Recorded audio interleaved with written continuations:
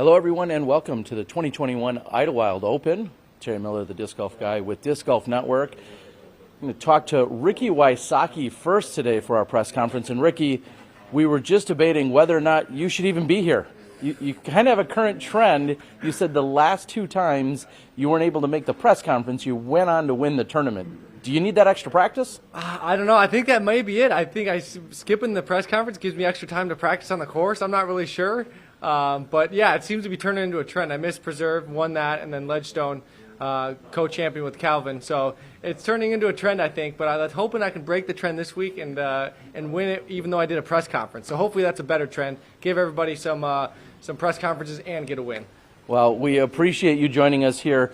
Let's first talk about last week when you didn't make it, for instance.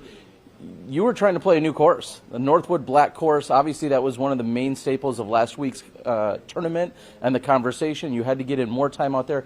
Here we are this week, a course you know, a course you're familiar with. Are you a little bit more prepared and relaxed? Yeah, I think that this course is, it's a similar course as most years, whereas Northwoods, it's a new course with all new shots, new angles, and it's a course you need to play 3-4 times really to feel dialed in. The distances are weird, the angles of the shots are different, and so I think that's the big reason why I missed last week.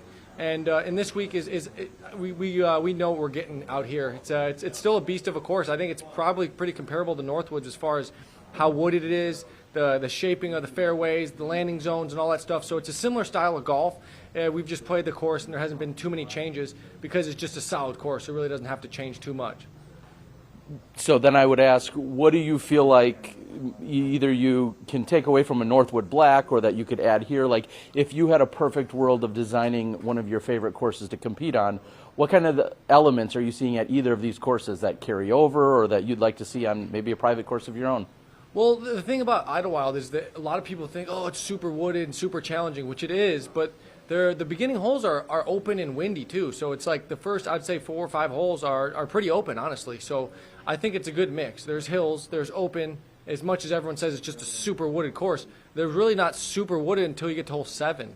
So almost the majority of the front 9 is pretty open with some wind and some rolling hills. So it's just a great mix. And then once you do get in the woods, that's when the challenge really starts because you can get a lot of birdies if you're hitting the landing zones, but if you're not hitting the landing zones, you're just scrambling to even get a par. So it's definitely a thrower's course. You can say that about every course, but you have to throw to get to the landing zones to even have a chance from there. If you're not getting off the tee, you have 0% chance to even get birdies out here. So I think it's going to be a good thrower's course, and I think it's really going to be it's always a test of mental fortitude as well because you're going to get some bad kicks, and it's how you handle them and how you bounce back from them. Well, and speaking of that mental challenge out there, my last question then could be, well, how did you finally accept as we closed out at Eureka Lake last week?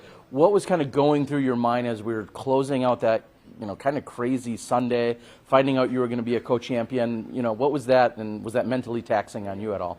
Yeah, I mean, I think it was more of, I wanted to make sure I was ready to go back and play because I think that once they called the delay, it was kind of up in the air whether we were going to go back and play again. And then once it kept getting pushed back, it definitely seemed like it wasn't going to happen. But mentally, I just got to stay prepared and stay ready. I threw a drive on hole 4, and I was getting ready to make a birdie putt from like 20 feet. So I was practicing that putt because you're able to warm up on the course when you're on the delay. So I was able to putt from that spot and get that putt dialed in before we were potentially going to go back out and play. So I was staying ready mentally, and then after it got called, it was kind of a weird feeling for sure. I've been on both sides of it. I've been on one stroke back going into the USDGC final round, and it gets canceled. So it's something where I've been on both ends of it, and so it's definitely, I feel for players that had a chance to win going into the final day and never really got the chance to really have a chance, I guess. Yeah, and I will follow that up, and I'm thinking to look ahead to next weekend. It's been 4 weeks. You've won the last 2 weeks. Of course, you're trying to go out and pick up a victory this week. Next weekend, you don't have anything on your calendar. Is maybe that sigh right there? Does that say it all? What are your plans? What are you going to do to then prep for the last push of the season? I'm just going to relax, chill, not do much. I think it's just been a grind for the last couple weeks. It's just been one tournament after the next, driving to the next tournament, getting prepared. Seems like I haven't had time to breathe, like you said, so I'm able to relax a bit. I think that it's just a mental grind. I think that going from week in and week out to playing a tournament, you really need a week off to prepare mentally and recover. I think we're not robots. We go out there and play and perform at a high level, but you still need a break. You still need to, you don't want to go to a tournament going through the motions and just, throwing the shots and moving on to the next hole. You want to have fire and want to play good. And so when you're just going through the motions, it's just not as fun. And of course, disc golf's, at our level, it's fun, but you really still are competing, and you're grinding out the elements and the courses that we have to play. So off week is much needed. I'm super looking forward to that, and looking forward to obviously playing solid here, but I'm definitely looking forward to an off week before we head into the East Coast, Maple Hill and Vermont and all that. You speak of the elements. When you bust out your raincoat, we've dubbed you Raincoat Ricky, you speed up your play, which you're already a fast player, but do you feel like you have an advantage? You get going and you're ready to throw in almost any conditions. We're looking at possible nasty weather that could be here as early as tomorrow. Does that give you any advantage?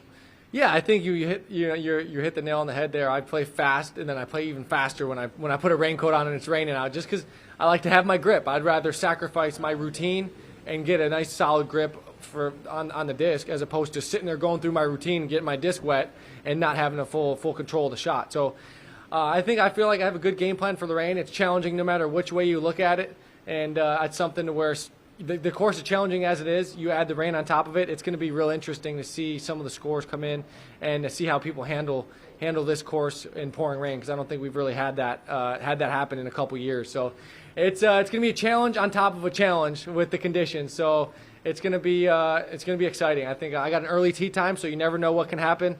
I normally am teeing off late, and I get the super windy conditions, and so I think it's going to play a factor. Me teeing off early could either be better or worse. We'll have to wait till the end of the day to see how the conditions play out. But teeing off that many hours behind or in front of a feature card can make a difference in the weather.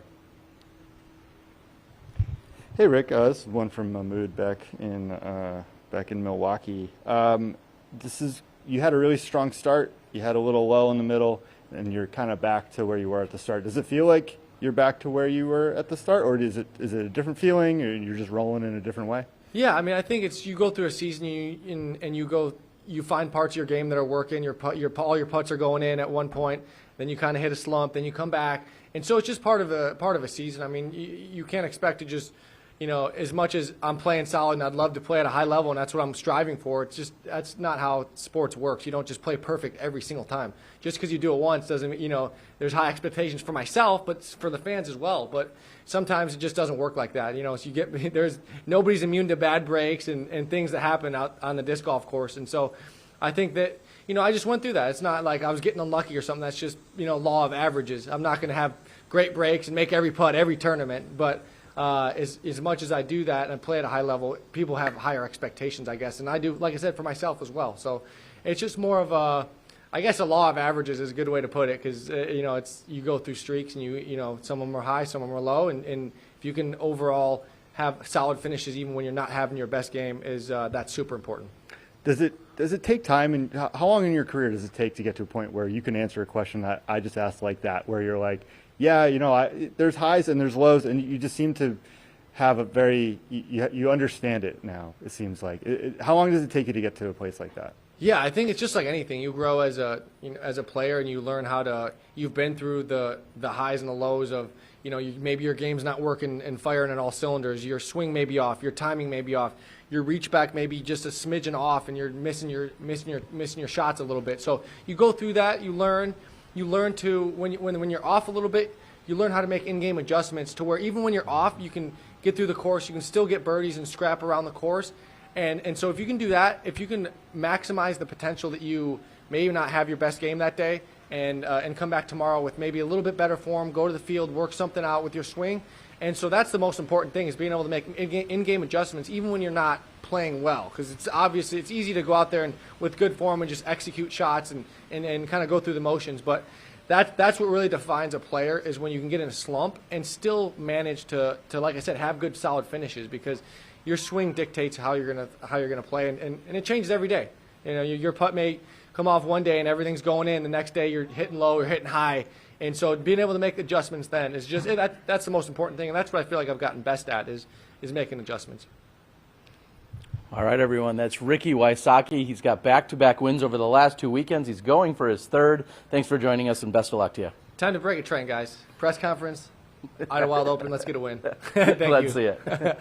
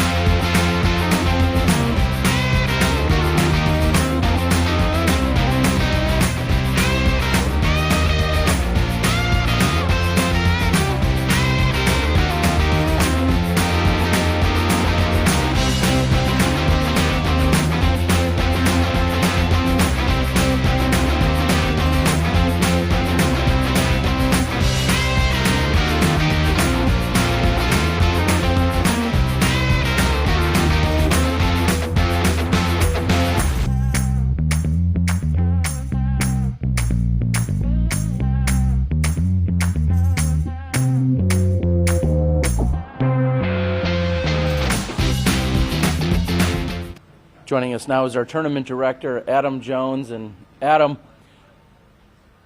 at the beginning of this year in January, this course was listed as the 9th best course in the world. There was an article on UDisc. What does it mean for you and your staff to welcome the best players in the world to such a facility? Well, we're always ecstatic to see everybody, always an exciting week. Keep in mind, this course is 21 years old now. It's been in the top 10 for GG Course Review since it's been here, and we've always been in the top 10 for UDisc since they got off the ground. We all know the course. We know the challenges ahead. Biggest factor is always the weather, which we are always keeping an eye on. We'll see how that pans out tomorrow morning. But it takes a lot of love, a lot of work. We had recent storm damage. That took us a good month to clean up just before this, so always behind the 8 ball on that stuff. But she's ready. She's not as great as I want it to be, but she's good enough for everybody else, for sure. When people talk about this course or they reference it and they put together their top 5 or their top 10, they're always putting this one on it. And I'm talking about even our most elite players. Obviously, that's got to feel very satisfying. Like you said, there's maintenance. There's things that have to constantly be done out here. This year, we're seeing a few changes on the course. A few new tee pads, a few adjustments.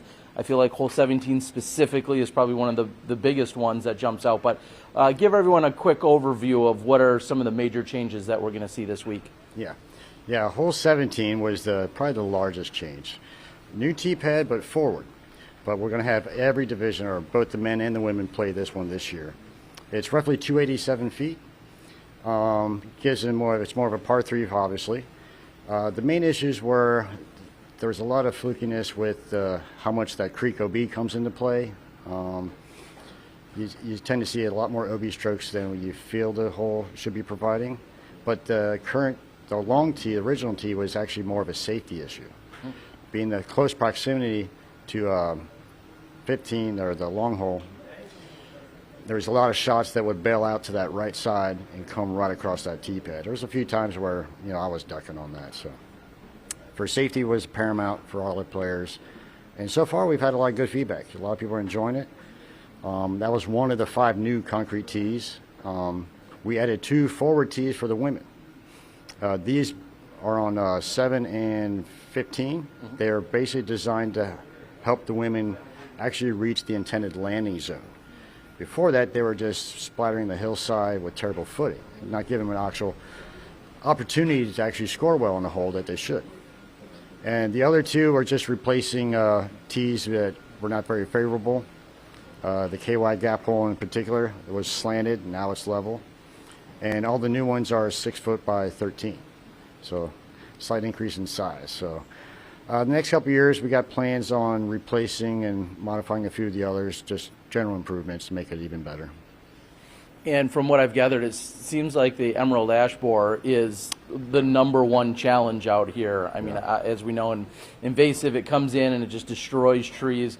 What are you guys trying to do and think about long term? As I believe I read that upwards of 70% of the trees in this area are of that type. What are you guys doing to start, future proofing and maintaining, the challenge out on this course? Yeah, that's been a definite challenge. Unfortunately, we've been dealing with it since about 2012. That's when it started passing through Ohio into Kentucky. And then the next 3 to 4 years, we started seeing the damage. They're still around. Most of the forestry and stuff, they're more worried now about the Asian longhorn. Okay. That's more of a higher risk. But they've done that. I've noticed that a lot of the ash, we've seen a lot more sapling growth. So the forest over time, it'll replicate and replenish.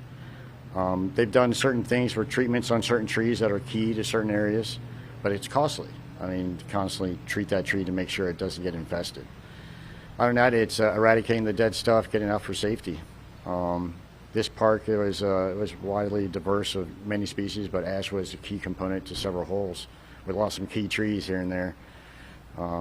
The KY gap itself, that guy's dead. So he's still there, but eventually he won't last. Yeah, are we going to see something manufactured to prop up that Y in the tree up there, just for posterity? That's been a discussion. It's not ultimately. It's not up to me. It's more the park and Fred Salas and Bob Hurd, the course designers. To me, I'm 50-50. It'd be nice to keep something in place for that, and even if it's not, the hole is still going to be the same challenge. I mean, that was the shot you had to go through. Yeah, exactly. It doesn't ultimately. It's more of an aesthetic and a little bit of a historic purpose than it is actually for the shot. Yeah. So let's backtrack briefly to you talked about the potential for weather. Yes. The last few weekends here on the Elite Series, we've been dealing with a number of weather issues. So, what have been your conversations with the Pro Tour, with the planning committee, with the rest of your staff? What kind of considerations are you guys putting into place to be proactive? Because I think back to a few years ago, we were almost blown right off this course. Remember that? Due to some crazy weather. So, it's clear it's a factor. What are you guys doing to address it and be proactive about it? Yeah, ever since 2018 when that storm rolled in, we've been pretty prepared. That's basically being prepared, thinking ahead, getting everything in line, having your protocols set in place to know what to do and how fast to do it. And, we have shelters nearby in place for people to get to, and just being proactive on it. Constantly, we have numerous people that are going to be monitoring it the whole time, including myself. And, it's safety. Safety is paramount. And if we have to sacrifice some time and holes or part of the round to get people off, then so be it. That's the way it goes. With you being an event that's in the latter half of the season, you're of course not at the end, but what do you pick up outside of what we just talked about with regards to safety and weather? Anything else that you pick up that you saw way back in Vegas or you saw in Texas or any other events where you're like, oh, hey, I'd love if we could implement that? Is there been anything that jumps out at you in that way or altered your plan at all? Well, yeah, I've been playing a long time. I watched a lot of events. I've been to a few. We're always monitoring how other events are hosted, what their venue can offer, what their TD has chosen to do in different parameters. And it's like everything. Every year we evolve. We add little elements here and there. The course itself, we try to maintain its original design aspect, which is challenging enough, I think. I would like to make the front nine just a little more challenging, but it's not that bad. That gives them a chance to score well because just how brutally challenging those ending holes are. We might even do some of our own little unique things here and there. Like this year, we actually have 2 ace bounties that were donated. We haven't had that before. So the men have one hole and the women have another hole that was $1,000 up for grabs. There's no pay-in or anything, so we'll see how that pans out. yeah, hoping somebody can cash in on at least one of those, Yeah. or maybe some in both of the divisions. One of my last questions, or way I'd love to lob it up to you, is there anything that you want the world to know that I haven't asked you about, but anything you want to share with the world about the scene or the tournament, the staff, the efforts? Is there anything? Now's a good time to share some of that. Yeah. Obviously, if you can't make it out to an event, always tune in. It's always an awesome show to watch, and the support is needed. If you want to see this tour continue, we need the help from viewers, and come out to the event. If you're nearby or a couple hours drive, get there. Just being there is supportive. This is our first year we've been able to have tickets for spectators, which is huge, and that all goes to the pro purse. That helps them stay on tour, and that's the main reason we built this event, just for the tour, to help maintain their those touring pros and keep them sustainable out there. We get involved. We got plenty of staff positions. Every event needs more help. And volunteers are key. The more volunteers you have, the greater event you can provide for everybody. Well, you guys have been killing it. Many people have said this is one of the most electric crowds that we find throughout the year. You guys are rowdy, you're passionate, you're enthusiastic, and that all comes as a result of the hard work and the effort you have put in. You and Jason have just done incredible. Thanks for joining us, and looking forward to a great weekend of golf here. Yep. Thanks, Terry. Thank you. Glad to be here.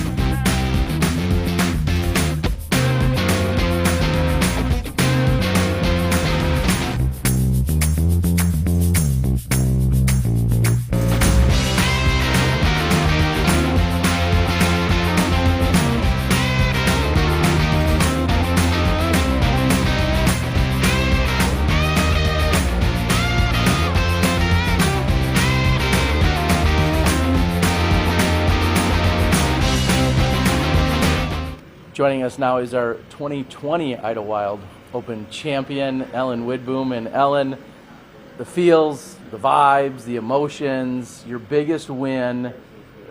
What do you remember about last year, and how do you bring that into the 2021 version? I remember every single shot verbatim. I went out there to practice 2 days ago, and it was my first time back since last year. And I still have all the same discs in my bag that I threw for each shot. I have my notes, and every hole I stepped up to was like, oh yeah, I remember what I did, especially the last round. For sure the last round, I could tell you pretty much exactly where I landed on every single shot. So a lot of emotions, walked up to 18 and kind of stopped for a second once I got out in the opening, and just, took some time, looked at the basket, and realized where I was at this time a little bit earlier last year. But yeah, lots of good feelings. Is it easy to, I want to say repeat those, but obviously you're embracing them and the experience, but how do you repeat them? Maybe that's the best question, is how do you get your mind in that position again to think, hey, I've done this, I've been here, now I need to come back and I'd like to repeat and maybe even improve upon it? Oh, exactly. 100% improve upon it. I looked at my scores and rounds from my practice rounds and then last year's tournament rounds and realized that I have a lot of improvement to make, and I want to shoot under par, which I think I was 8 over last year was the winning score. I know this year I can almost guarantee it's going to be under par. So I'm just looking to improve my own game. And again, if that's a good thing and if that works out, then I'll take it. So I want to talk about your improvements. I'd look back to last year, of course, kind of crazy with COVID and everything else. You had played in 27 events. It looked like it was arguably your best career year ever, including picking up this win. This year, you're already 32 events into the year, but it feels like your biggest successes are coming kind of on smaller events. How do you address that, and how do you gear up for an event of this size? Yeah, I knew last year was going to be a lot different, and having that off-season 2.0 really helped leading into these events as far as just, and I know people have talked about it before, workout plans and diet. It was a little bit different. So I wasn't as, I guess, fatigued coming into the second half or the beginning of the season last year. Yeah, I am playing a lot more tournaments this year. I play disc golf so that I can go experience more courses, more clubs, different venues. And I'm actually trying to beat my record, which I think is 47, possibly 45 or 47. So I'm trying to do 52 events this year.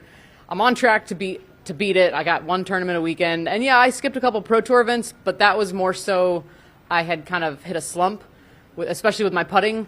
I felt it. I knew there was something off. It happens. So I took some time off from the Pro Tour, still continued to play some smaller events to work on my game. Went and saw some family. Got to see my niece and nephew. That always helps. And now I'm back, and I'm feeling really good about where my game is. Yeah, and to follow that up, you talk about not necessarily following the quote-unquote obvious path that we see so many of our players. The last few years, you will occasionally veer off the path. You'll go find another event, and it feels like you're taking in a little bit more life outside of golf. Right. Is that a fair way to put it? And is that what rejuvenates you? Yes. I love meeting, especially the FPO fields at different tournaments. It's great to see friends when I come to the big events and people I know, but you see the same people over and over and again, and it's nice to branch out.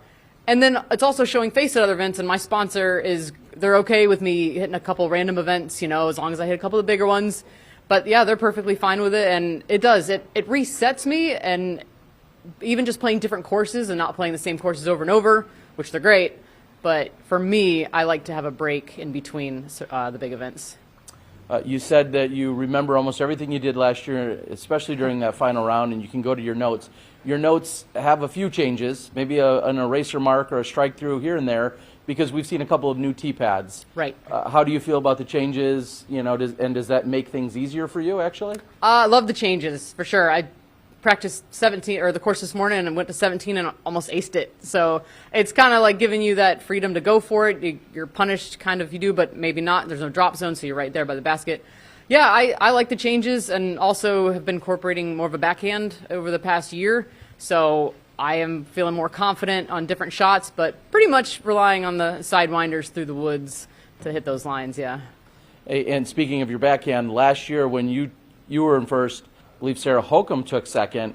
Obviously, two forehanders in the top two spots. That's what you guys are relying on throughout most of the course. Does that say anything about the course, or was it just your weekend? No, I think it says a lot about the course. I firmly believe it's forehand friendly. I even just going out to play it with my backhand, I only threw one or two. And yeah, it's through the woods. You got to see the gap, hit the gap, and that's what I'm most comfortable with. So yeah, I think it says something about the course. The Pro Tour Instagram account posted a couple of photo slider of your win last year. When you saw that, did it bring back any memories? Can you walk us through that last hole? A flood, yeah. Again, it was a blur when it happened. But I look back at the pictures, and I remember it happening. It was weird not having a bunch of people there. Again, that was a lot different, but it was almost kind of nicer because I kind of had that moment to myself and then could share it with people as I saw fit. Yeah, but no, a flood of emotions, and yeah, I swiped through it at least twice today just to relive it.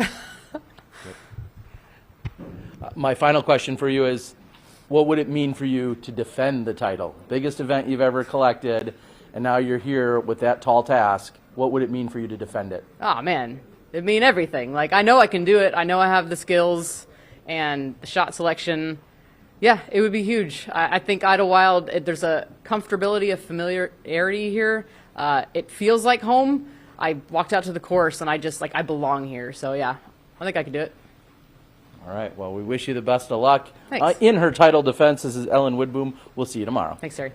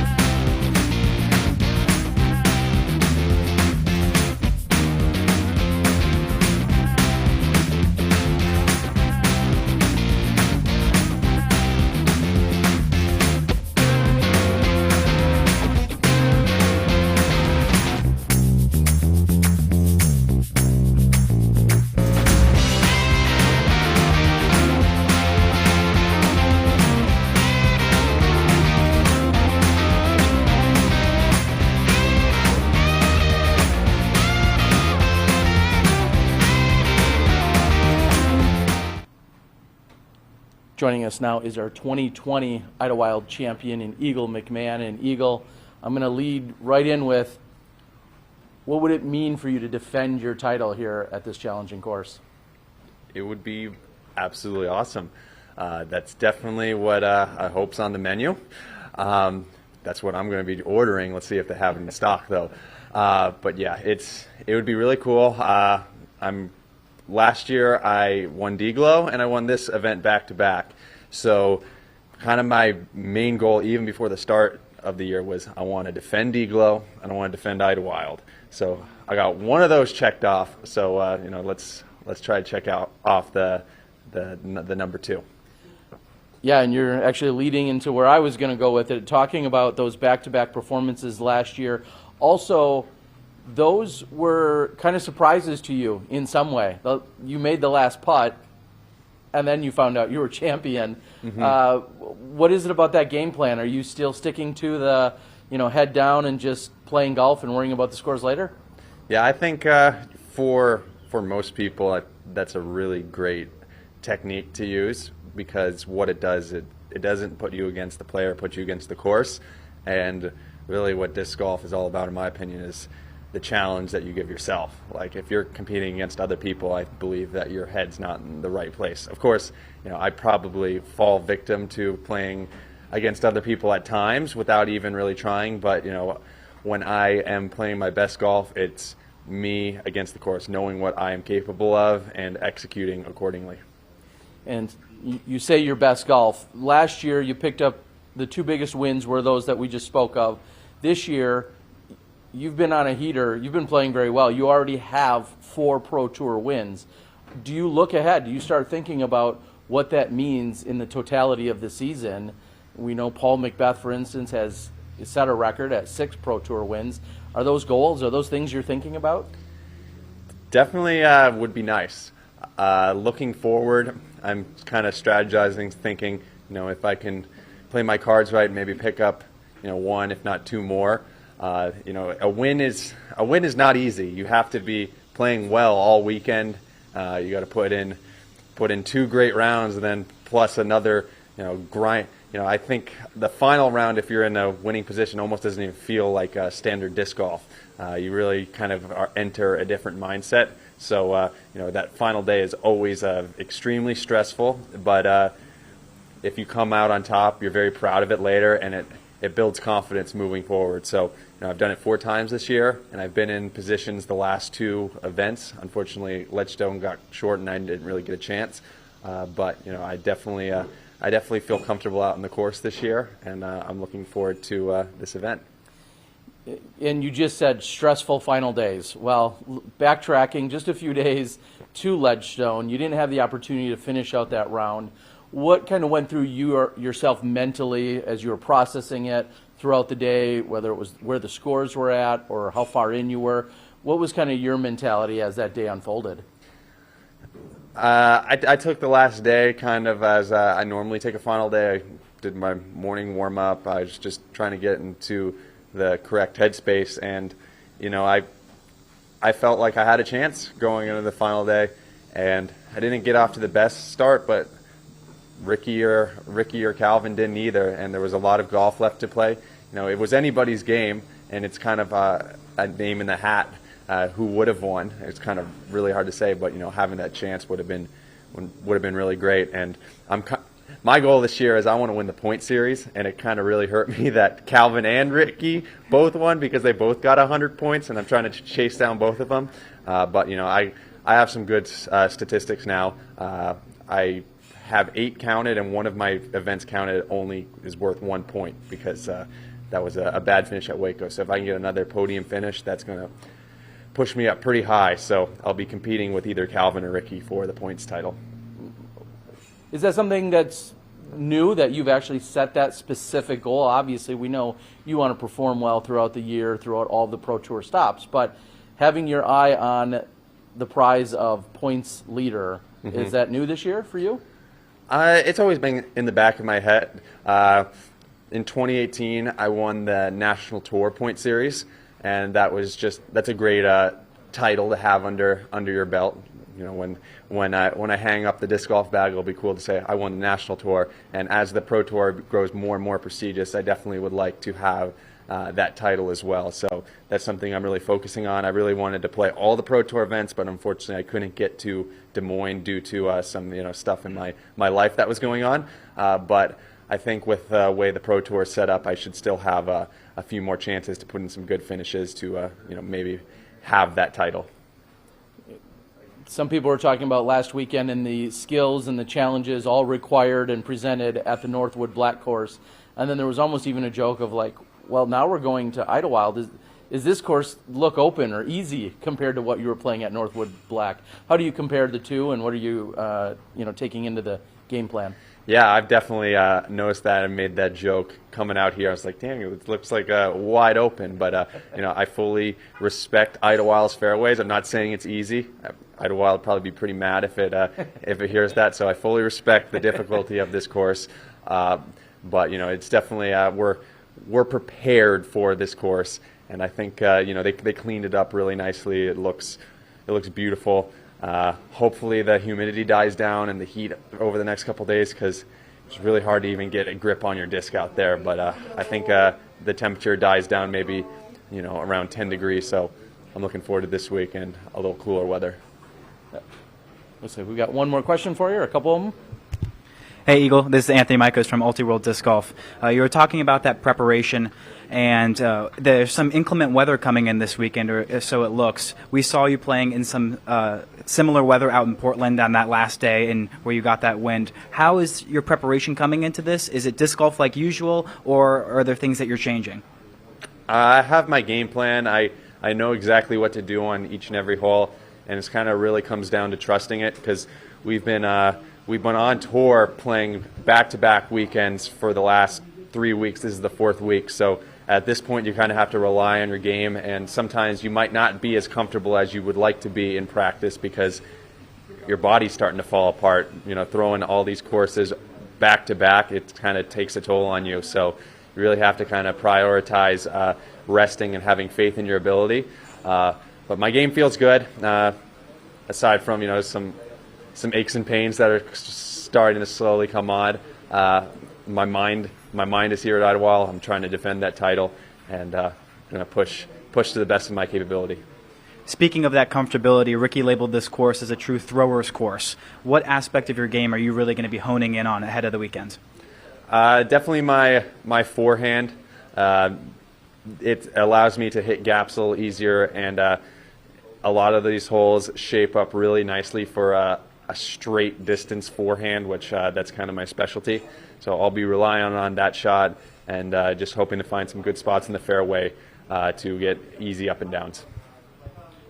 And the final question that we have for you is, last year you took down this event and maybe quieted a few of the naysayers saying that, well, he can't play well, he can't win in heavily wooded courses. Mm-hmm. Is that something that fuels you? Is that something that you feel at all? How would you react to anyone that is maybe a naysayer of you? Yeah, this is definitely one of my more proud wins, because if you look before, most of my good finishes are on courses that are a little bit more open. So it proved to the people, and also proved to myself that it doesn't matter what the course is. Eagle McMahon can be a competitor, and I think I hold this event in high regard, and I would like to do it again to prove whatever new naysayers there are. They'll always be out there. Well, Eagle, as you said, you respect the course. We respect your game, and we're excited to see you with your attempt to defend the title. Best of luck to you this week. Thanks.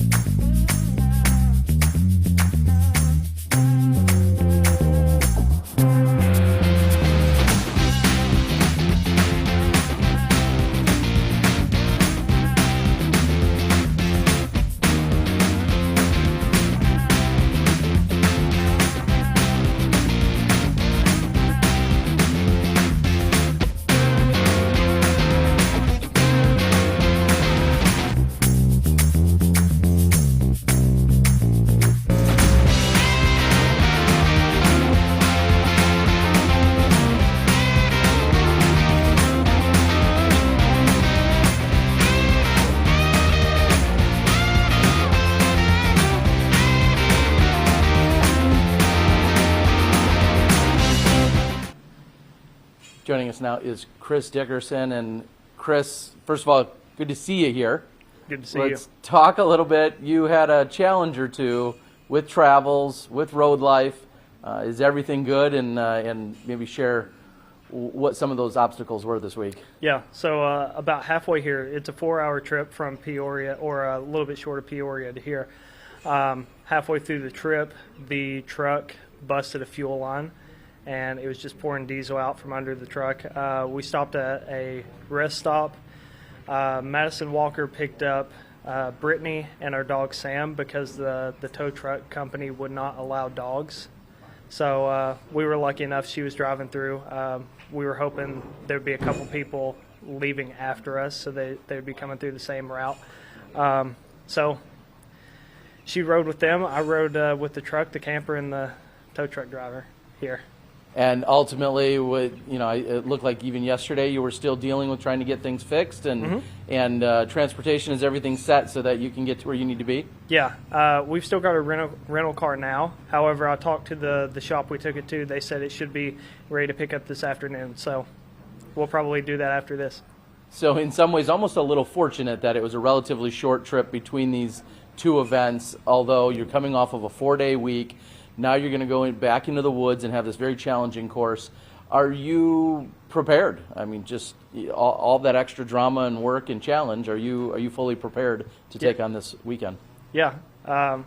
Once I got here, it was just like any other week. So, just came out here, practiced the course. I mean, there's going to be little things here like pick up the rental car. Brittany was actually, she did that part of it because I still wasn't here. I was still en route here. Besides that, everything else is like a normal week. How do you, obviously you're coping with it, but have you gotten to a point with that's just road life? I mean, because I feel like maybe a newer player on the tour or someone not as experienced or maybe someone not as patient would really be frazzled by that. What's kind of your mentality or your mindset when you guys have to deal with these setbacks? Things happen. I won't lie to you. It did suck to have to sit in the camper for like 2 hours or so while it was 90 plus degrees outside waiting on the tow truck driver to get there. But, once we got past that, it's just back to normal. All right. Well, you moved from a course like Northwoods. Last week, I think it's fair to say you weren't as enthused as maybe a lot of the other professionals. If that's maybe a good way to phrase it. That's fair. You weren't as enthusiastic. This week, compare and contrast for someone that's like, well, they're both tight, they're both wooded, they're both long and challenging. How do you compare this one to what we saw last week? Idlewild still, there's some holes out here that I think have some quirks. I really don't like OB under a gap through the woods. That's not really my favorite thing. I think it could reward lucky shots and it could, punish unlucky shots. But besides that, I like the course. Most of the holes are pretty good, in my opinion. I do love the change on 17. 17 has always been a hole that I've hated, and that goes back to the luck thing. This year they've shortened it to 280, 300 feet, somewhere around in there, and creek's still OB, but it's a little more manageable. And so I'll follow that up and just say, what is the game plan there? Because I've heard people talk about how they're going to attack it, and obviously there's, from what I've heard, is there's a direct line to the basket, yes, which people seem to love. How aggressive are you going to be? Where are you trying to land on that hole specifically? So there is a dead straight gap to the basket. There's not really anything in the way.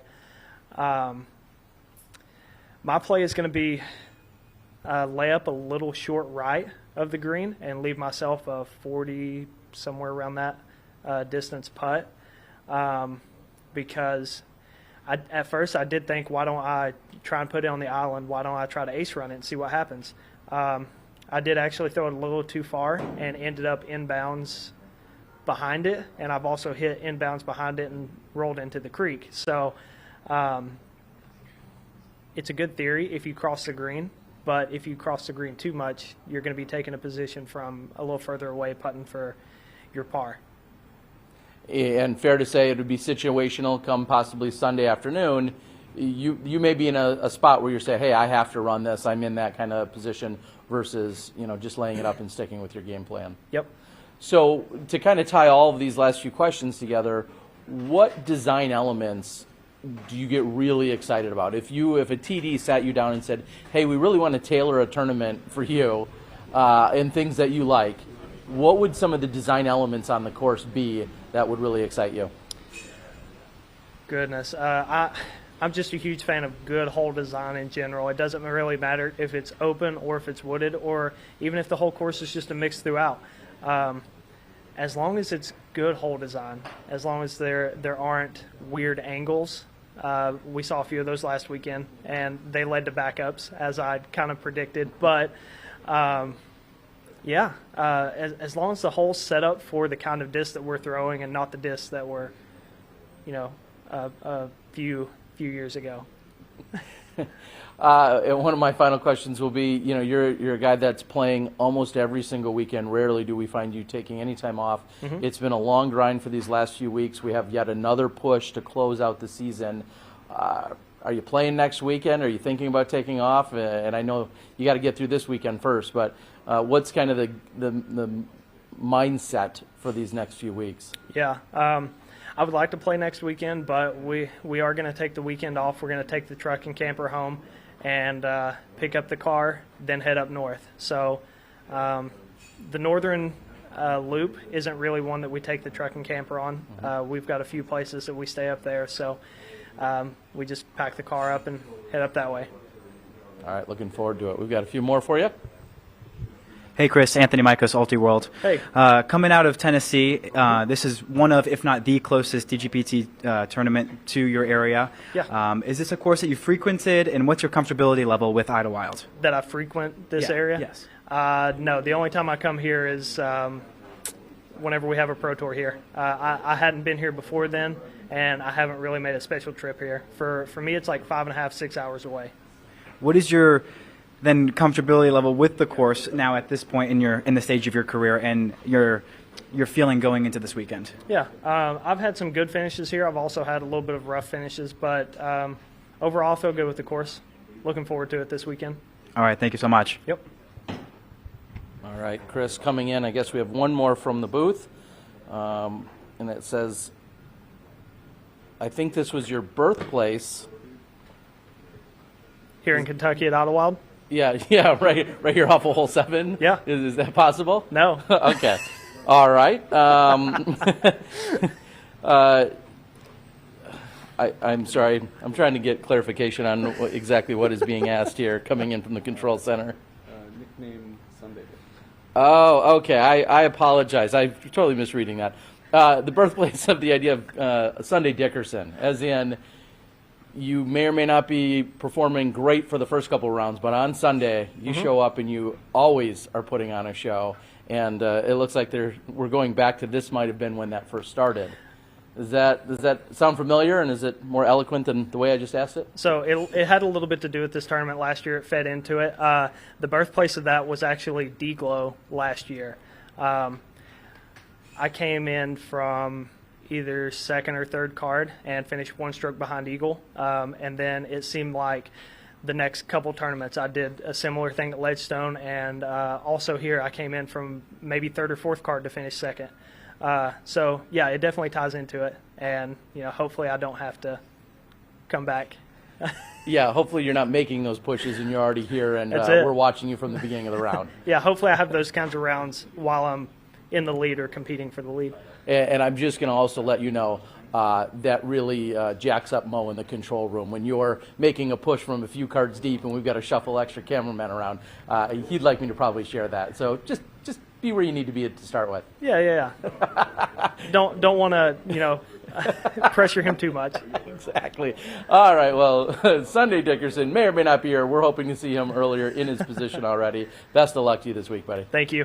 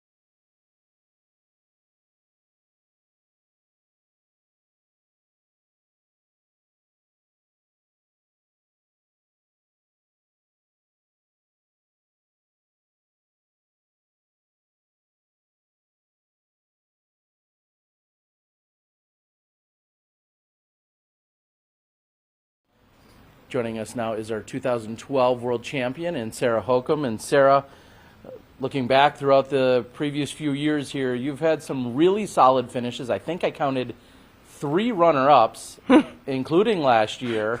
You haven't quite found that top spot, but you performed pretty well here. What is it about the course? Well, I just love the woods.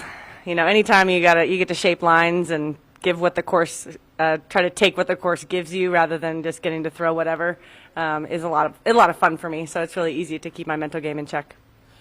Earlier, we had talked to our champion from last year, Ellen Widboom, and I said she had gone first. You were second, just a stroke behind her.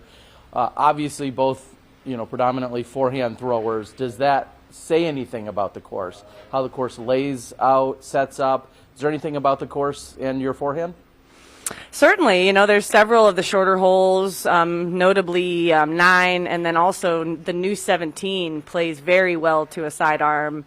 And then I think just being able to face your target and not turn your back away from your aiming point is also an advantage on a wooded course like this. So you just mentioned hole 17. That's one of a number of changes that took place. I know you've been a huge proponent of tees that are appropriate to challenge the divisions, whether that's men's or women's, so that you feel like you're playing golf when you're out there. And talk a little bit about a few of those changes. Hole 7, I feel like, comes to mind, and I believe we also see one on 15.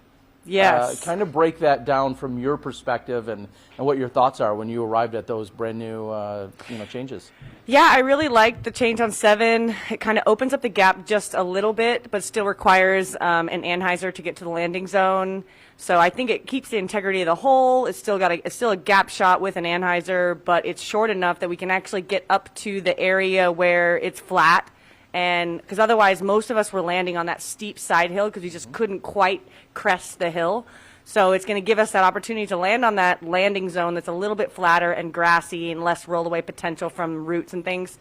And then also just shoot that gap on our second shot. There's probably been a handful of birdies on that hole from the old pad, but so few and far between, and everybody's just out of position off the tee that I really like the change there. I think they nailed it. I think we're going to see some 3s on that hole. And then 15, the same thing. I mean, we didn't see a single birdie on that hole in all the last 5 years. And yes, it did provide some score separation because the hole is difficult as it is, just straight uphill and then a dogleg to the right. But now it'll take 2 skilled shots, but you can get that birdie. So we're going to actually have some score separation on that hole that is good scoring and not just avoiding bogeys. So love that. Yeah, and I feel like you could almost hit copy and paste from your answer on 7 to how it applies to 15. And that's what the TD Adam was saying, is now we feel like the women can get to a landing zone that, they can then execute that second shot. Otherwise, they were on the face of the hill, not getting good footing, and that resulted, like you said, in virtually no birdies. Are you at a point where you're having conversations before or after tournaments with tournament directors or designers about specific holes and statistics like you just mentioned? Do you have those one-on-one conversations, or does that go through a different channel? I have been wondering who makes these decisions because it seems like it's like random, and I'm not aware of who makes these decisions at the moment. So I have these conversations in my own head. And I've been very vocal about it for so many years that I've grown a little bit weary of continuing to speak my mind about it. I think I get kind of brushed off a lot by the powers that be. So I'm hoping that I can find a way to get through to some of these tournament directors and course designers and the people that make these decisions to really help them through this process and encourage them to make those changes. But I've been more silent over the last year or two. I've been getting a lot of blowback from the internet and from people questioning my motivation for making these requests. I've been kind of a little more silent than normal, but I think that people are still getting the message, and I'd love to know the people that make those decisions, and maybe someday I'll be that person. Yeah, I would love to see it. I think I'll just blatantly admit, you really opened my eyes a number of years ago to talking about the golf that's being played, and it's just not a matter of raw distance on a given hole or the shape of the hole. It talks about you having those opportunities to both birdie and bogey on a given hole, and I feel like sometimes we're missing out on a few of those. So I can appreciate all of that, and hopefully we can keep going in the right direction. and speaking of, I'll say trending, last week when we talked to you, you had come off of a pair of 7th place finishes and a couple of 6th place finishes in a row. And then last weekend you had a 3rd place finish. Do you feel like your game's, is it just picking up? Are things firing on all cylinders? You know, what is it about your game right now? Because you're certainly trending in the right direction. I think it's a combination. I definitely think that I'm getting stronger in some points of my game, and I'm really having control over my approach shots. My putting is getting better, and I'm coming off that injury early in the season, so I'm getting stronger with that. But then also the course design is paramount. Course design matters so much to how I can score on a course, and so I think we're moving into the part of the season where the courses fit my strengths a little better. Yeah, and that almost is verbatim what I was just going to ask is now it looks like we are going into some more focus on accuracy over these next few weeks, few months on these courses as opposed to just raw distance. How excited are you about that? And maybe that smile tells me everything I need to know. Super stoked. Yeah, I mean, even if I don't perform very well in the woods, I still enjoy playing in the woods. So versus playing in the open, I just feel like I'm doing field work, and I find it very boring. And it's just mentally, it's hard to manage. So anyway, I don't even care if I can get birdies out here. I just want to throw through the woods. All right. The final question is, how do you get over that hump? All these runner-up finishes here, what is it going to take this weekend to find yourself on top of the podium? I think I need to finally play 18 better, and I have a game plan. Putter, fairway driver, mid. There we go. All right, interesting order, but we're going to see how it pans out. We wish you the best of luck. This is Sarah Hokom. We'll see you here tomorrow. Thanks.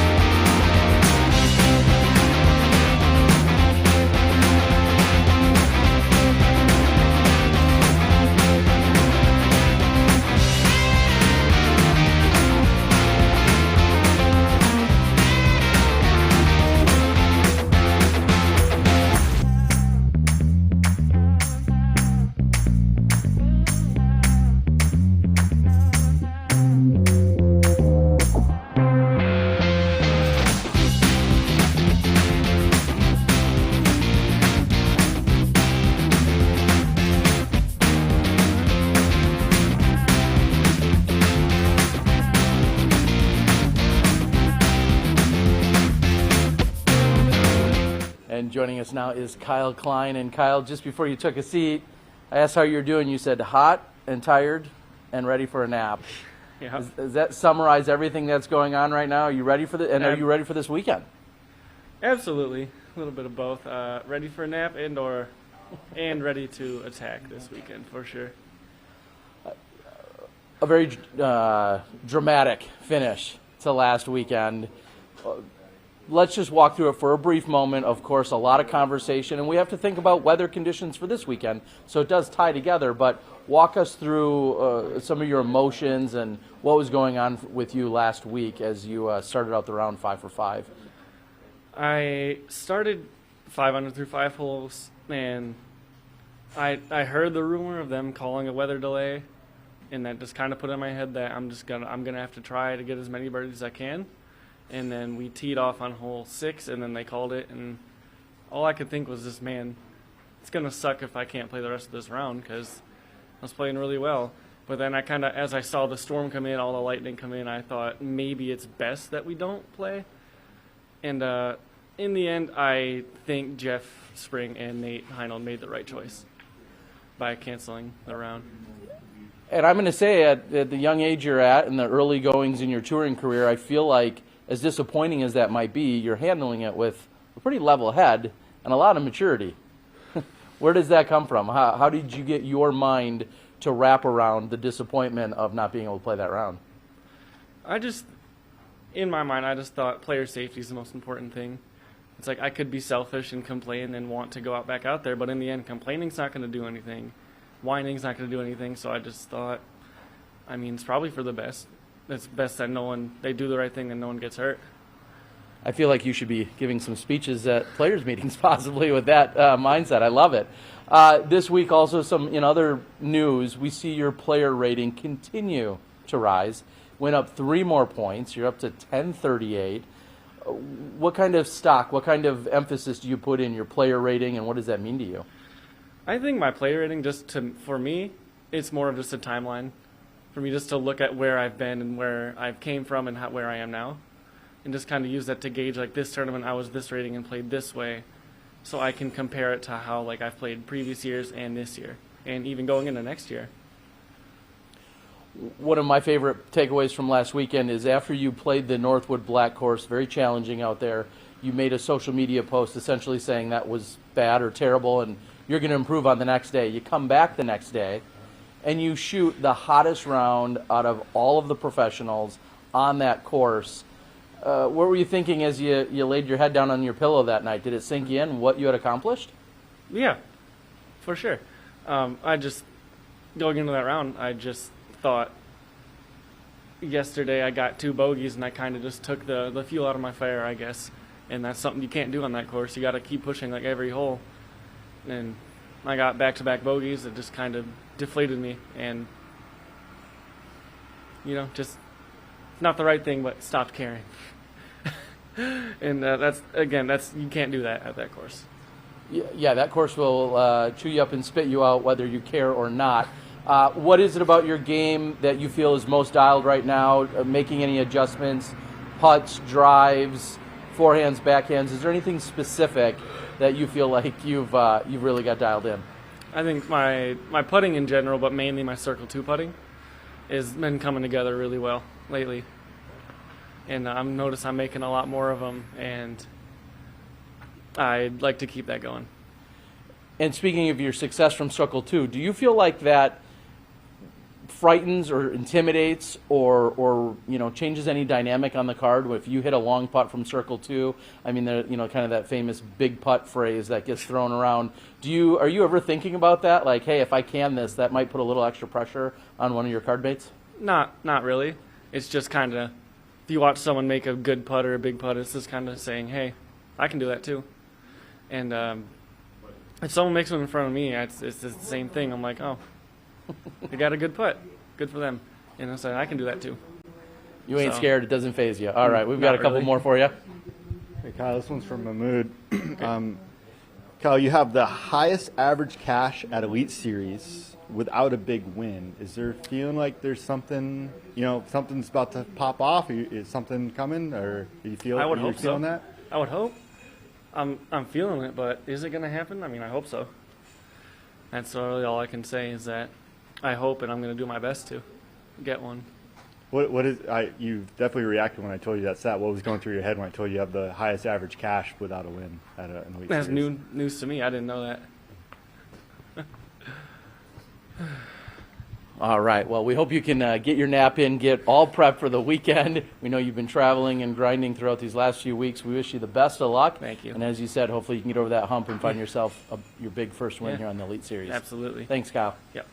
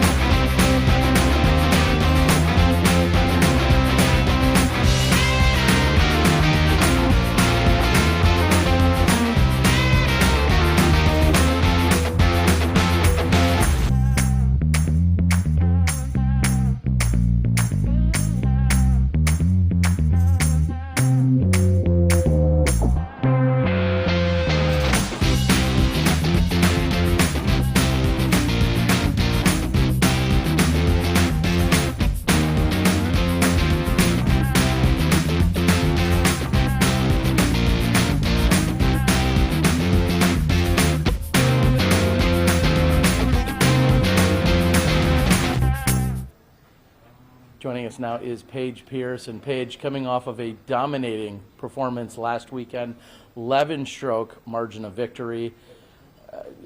How good does that feel as you're moving into this last stage of this push here on the Elite Series? Yeah, I mean, any win that you're coming off of feels great. It feels good to go into the next tournament knowing that, you know, you're the favorite, especially with myself winning this tournament quite a few times. So it feels good to have some confidence back and to get back in the repetition of practicing.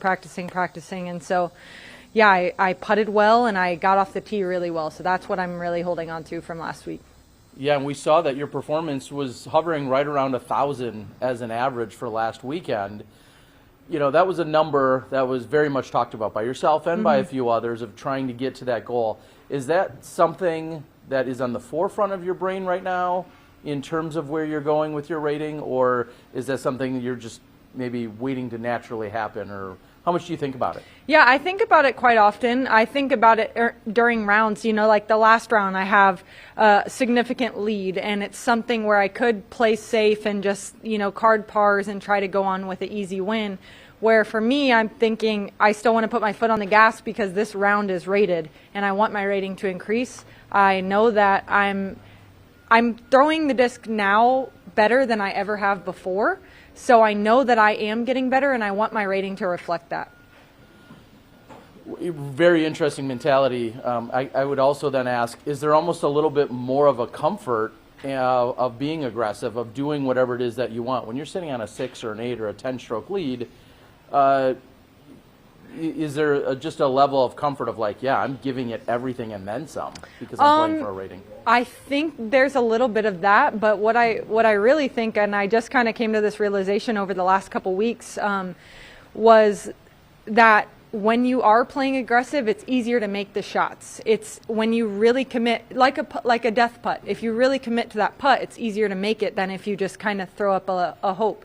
And I kind of realized that from watching James Conrad lace lines in the woods. You know, he is running full speed off the end of the tee pad, but the way that he's really committing to the shot doesn't matter how fast it's going. Its intention is nothing but through the gap. So I think that, you know, just playing confident and playing every time you step up to a shot, knowing that you can make it is definitely a game changer. As you said, you've experienced some successes here. I think back to a couple years ago, one of those top finishes was in a playoff. What are some of the memories that you have from competing on such a famed track, you know, the 9th best favorite course in the world, so on and so forth? What are some of your vivid memories? I have a lot of great memories on this course. Lots of great memories. And one of them in particular is, I think you posted the video of it, my putt on hole 17, the last year was with Dynamic, so I think it might have been 2019, Idlewild. I needed this putt on 17. It was like a 37-foot straddle putt around a tree with the basket, you know, OB all behind the basket. And yeah, I can still see the disc flying into the chains. And, you know, I knew I needed to make that to take the lead going into 18. And if I would have missed it, then I knew I would have been back one going into 18 with one hole to play. So that is a strong memory for me. And, you know, this is my second favorite course behind Maple Hill. And every year it seems to get better. New tee pads this year, the brush has been cleared out. So, you know, this crew out here is really hardworking and committed, and it reflects in what we see on the course. It's really cool to have a course like this with the long shots, the short shots, and then all the greens that are islands. You have to make a decision. Do I want to go for this island green, or do I want to lay up to 40 feet and try to make this putt? So I think it's a really cool element to a course. And you were just saying that the course looks great, and earlier we had the tournament director, and he said it's still not quite where we want it. And so maybe that tells us the dedication that they have and the commitment that they have. As you just said, a few changes this year, a couple new tee pads, likes, dislikes, thoughts on some of those changes? I love all the changes. I mean, you got, first of all, hole 17 is just so much better of a hole. I mean, that was probably the most talked about hole in all of disc golf as far as it needs to change. And they heard the feedback and they changed it. And I think right now it's a really incredible par 3. It makes you make a decision, and it's really late in the round, kind of like a Winthrop hole 17 kind of thing. So yeah, that change is great. I think my feedback that's negative would be that the FPO's pars are off. I know like hole 5, hole 6, hole 10, those holes are all considered par 3s for the FPO, and I don't think you're going to see, I think you're going to see 3 or less people to those holes. So I think that our par is a little bit off, but that's not a reflection on the course. It's just more of like what the spectators should be looking for when they're looking at women's scores, that we are playing the same pads as the men out here on a lot of these holes, and it plays a lot more difficult than the par reflects.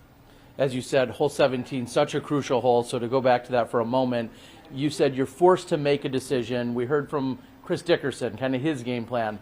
That could be the 53rd hole of this tournament. Yep. Late in the round. Yep. You remember how crucial it was years ago. Yep. What do you feel like right now is your game plan? Oh, I know what I'm going to do. I know what I'm going to do. And I'm glad to say it so I can hold myself accountable and don't change the game plan. But, round 1, round 2, round 3, I don't care what round it is. I'm just going to go for it. First of all, it's a $1,000 ace hole. It would be great for disc golf, great for the sport, and to get an ace late in the tournament, get on SportsCenter hopefully, but also it's like I was just talking about commitment. I think that is the shot for the hole. I know that there's a risk of going OB, but the OB is so close to the basket, and I feel most confident when I'm throwing aggressively. So I think that I have a good chance of getting the ace, getting the birdie, and if not, taking the circle 3. I think it's incredible the things you think about that maybe some of your competitors don't when attacking some of these holes. All right, we've got a few more for you. Hey, Paige, Anthony Maikos, Ultiworld. Ricky described this course as being a true thrower's course, and coming off of that Ledgestone performance, you said it was statistically one of your best tournaments off the tee. Does that success give you added confidence going into this weekend? Yeah, it definitely does. Definitely does. I've always been the type of player where I have a good scramble rate, I have good putting stats or circle 2 stats, so I know when I get off the fairway I'm not stressed out. I can still maintain from there. But coming off of one of my better performances off the tee, it feels really good coming into a course like this. And honestly, after playing Northwoods, we've all kind of been talking about it collectively around the group that this course is going to feel very easy after playing Northwoods Black. So hitting lines out there, it's going to feel great walking up to these holes and feeling that confidence. And with such a dominant performance, is there added pressure to keep up that level of play, or is it disc golf as usual? I think that I put a lot of pressure on myself. I might not feel pressure right now in this moment, but then when we walk up to a certain hole, I might feel that. So I'd be lying if I said I didn't feel pressure, but really it's just disc golf as usual, like you said, get out there, find the love for watching the disc fly, and celebrate with my card mates that we're out here doing this for a living, and try to get as many birdies as possible. There might be some inclement weather, especially tomorrow, and with such a taxing course and technical course, does that change your game plan a little bit, or how does that affect you? Yeah, I didn't know about the weather, so thank you for the update. I kind of just expect at one of the rounds at every tournament we're going to have bad weather. So, this off-season training in Hawaii was good for me. It rained every single day, and I went to the course no matter what, rain or shine. So I got a lot of rain practice in. I kind of have a new rhythm for my putt when it's raining. Instead of spinning it and letting my hand get all wet, I'm just kind of eyeing the basket down. And then as far as the fairways go, it's a muddy course that has lots of elevation. So, make sure I'm comfortable with standstill shots. Don't try to run up if I'm going to slip, and, just keep my feet on the ground and try to keep the disc progressing forward. Terry kind of touched on it just a little bit. Your game plan, are you going aggressive, or are we just going to have to wait and see? Yeah, I think that's what excites me. I'm finding a lot more excitement in certain shots that I throw than I am in winning tournaments right now. So I think you can expect me to kind of play some Simon or Eagle golf as far as, being very aggressive. Fantastic. Thank you so much. Is, of course, Kristen Tatar, who was here for an extended period of time. she's back competing overseas. Are you watching what Absolutely, Evelina and yeah. Kristen and what have you been taking in for what's happening Yeah, overseas? absolutely. I mean, Henna and Evelina, they are within one stroke at every tournament, it feels like. So, I kind of am trying to put myself in Henna's shoes. Like, how would I feel if I was losing every event, but only by one stroke? Like, would that motivate me? Would that make me feel defeated before the event even starts? So yeah, I'm trying to, pretend I'm there, or pretend I'm one of them. And, high level competition is what we look for in sports. And that's what I look for as a competitor. So I'm definitely watching. I know Evelina shot the 7 under today. And so she's got a few strokes ahead of Kristen and Henna tied at 5. But I think that, I hope that Kristen holds that confidence that she built out here and takes that into the final few days. And for me, I'm really actually rooting for Henna. She's been so close for so long and hasn't quite got a big win. And in my opinion, she's one of the top 3 players that is letting the disc out of their hands. So I'm really rooting for Henna to make a comeback, find her confidence, find her groove, and then finally come out with a win. Well, thanks to UDisc and all the other technologies, we'll be able to keep our eyes on both of them this weekend. Paige, you finished 3rd last year. You're looking to improve on that. Best of luck to you tomorrow. Thank you.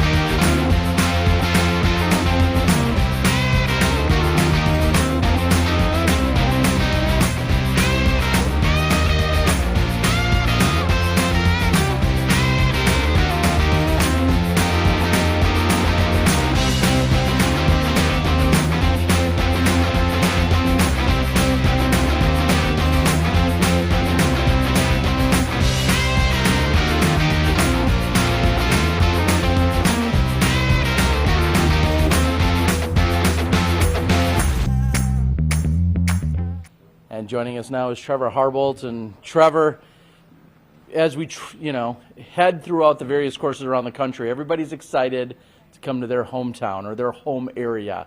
You very much represent this area, maybe 90 minutes away, but what is it like to have everyone here?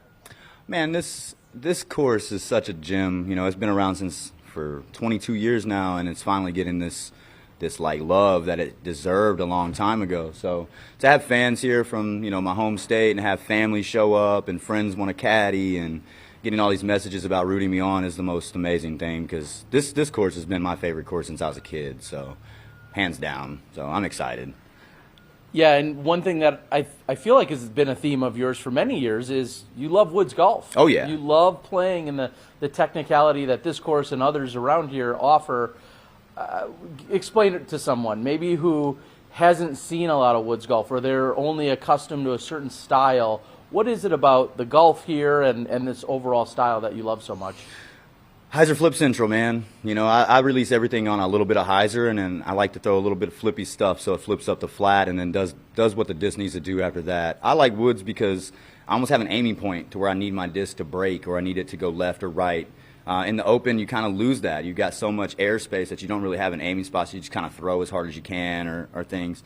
I like the woods because it tests you. It tests every single facet of your game. You can get a bad kick, and if you're a good scramble golfer, it doesn't really matter. So the woods, just being out in nature, being under the trees and just hearing the wind blow and all that, that's really what it's about for me in disc golf, man. I've been playing in the woods since I was knee-high to a chia pet, it's Kentucky golf. You don't have open golf here. It's a lot of woods, a lot of thick rough, and I'm used to it and I love it. So, do you feel like maybe you developed a little bit stronger of a mental game or an approach to disc golf because you're like, oh, I've been in the shul before. Oh, I've yeah. been over there. Hands Like, down, You yeah. deal with it maybe more than some other people? Yeah, I get in the woods, and if I get off track, I don't get like flustered, because I know that all I got to do is just get it back in the fairway, and I still have an up shot to get my par. It's not about like throwing the best shots every time. It's about throwing the shots that you need, So just being in the woods doesn't really bother me. Being off of the woods doesn't bother me. I've got a good enough overall game, that I can manage my way through the woods. So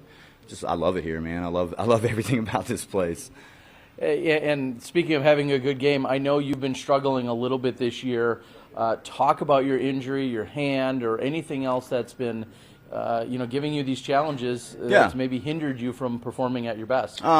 First of all, the switch from Discraft to DGA was a little different.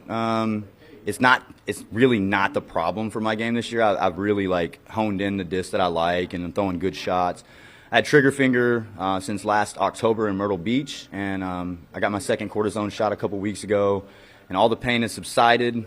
It's still got a little discomfort, but I'm throwing the disc a lot better than I have been.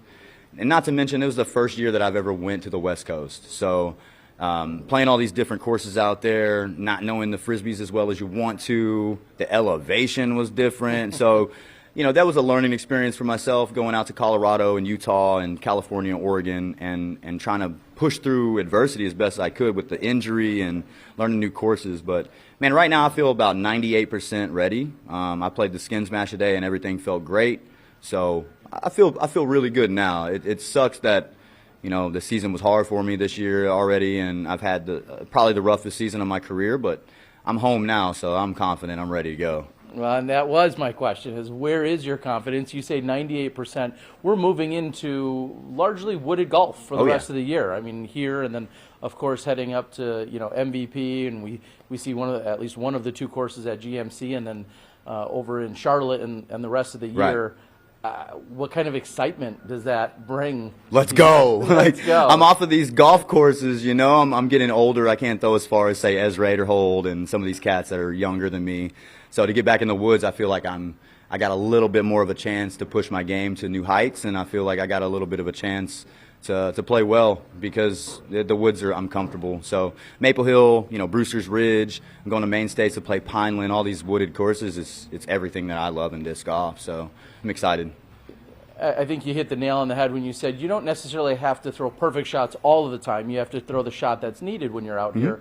What do you consider a successful round out here? What are the things, or maybe should I say, what do you need to do to be successful on this course? 2 years ago, I got fourth place. I got a top 5 finish here, and the reason that I feel like I got a top 5 finish was having only 2 OBs and 2 bogeys all weekend. So I think if you keep it in the fairway, you minimize your bogeys, minimize your OBs, you'll finish well here. You just got to keep it in the fairway and not get in your own head when you get off the fairway. Just pitch it back out, get close as you can, and then try to save your par, because that's really the only thing you can do out here. So, do you feel like any particular player or style has a distinct advantage out here? Yes, people like Chris Clemens, who's a lefty. That first 9 holes is lefty friendly. If you have a great sidearm and a great backhand, you could probably win anything out here. I'm not a big sidearm player, but the top 5 finish, it was just because I have a great hyzer flip game, and I didn't go out of bounds, So anything can happen out of this course. You got bad kicks, you got OBs everywhere, you've got hard, tight tunnels. So anybody can win this one if you ask me. But I think if you have a favorite, you go with the guys in the woods. You go with James Conrad, you go with Michael Johansson, you even go with the little 17-year-old local Zach Arlinghaus, So anybody can win this one. It's just whoever's going to keep it in bounds the most. So. All right, and you mentioned the young gun, Zach Arlinghaus, also left-handed, isn't he? Yeah. Okay. And he lives 7 minutes away, so he's played this course since he was a kid. Well, he still is a kid, which is crazy. But, yeah, he has a good chance. He's always played good here. I think he got a top 10 finish last year, maybe the year before. He can do it out here, too. So, and then you got people like Zach Melton, and you've got a couple of lefties that could really do some damage out here. So. All right, my last one for you. You opened by talking a little bit about the love, the support, the messages.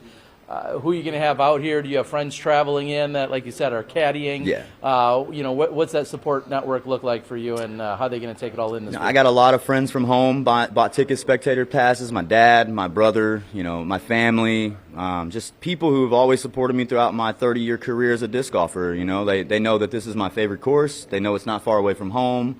So just to feel the love is something that, I can't explain. It's like just the support and the fans, the locals, the love that I get just by being here is insurmountable. So I'm excited. I couldn't agree more. Just think, after 30 years of playing, here we are, you're ready to go tackle your favorite course, not far from home, and disc golf has arrived in a position where people are paying to come watch you play disc golf. It's crazy, man. We're here, man. After 30 years of playing, I would have never thought this would happen. I'm so happy because I still am in a chance to still do well in the sport. I'm not old enough to where I can do it, but to see the sport, how it's grown in the last 30 years since I've been a part of it, is insane. So thank you, Pro Tour, man. Thank you to, guys like you and all the people that do anything with this, and let's keep it going, man. Let's keep this sport just in the right direction. That's where we're headed. All right, everyone, that's Trevor Harbolt. We Thank wish you. you the best of luck this weekend. Appreciate it.